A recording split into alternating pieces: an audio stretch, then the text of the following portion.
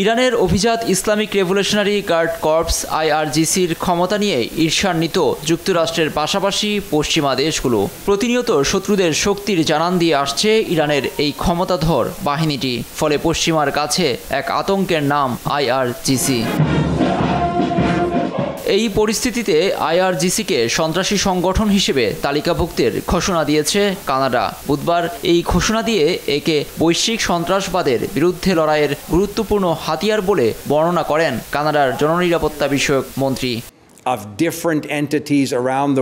এই পদক্ষেপ একটি শক্তিশালী বার্তা পাঠায় যে কানাডা আইআরজিসি সন্ত্রাসী কর্মকাণ্ডের বিরুদ্ধে লড়াইয়ের জন্য সব ধরনের উপায় ব্যবহার করছে। সশস্ত্র বাহিনীর বিরুদ্ধে কানাডা কঠিন পদক্ষেপ নিয়েছে। ইরান সরকার এই বাহিনীর মাধ্যমে দেশের অভ্যন্তরের পাশাপাশি বাইরেও মানবাধিকার লঙ্ঘন করে যাচ্ছে। লঙ্ঘিত হচ্ছে আন্তর্জাতিক আইন।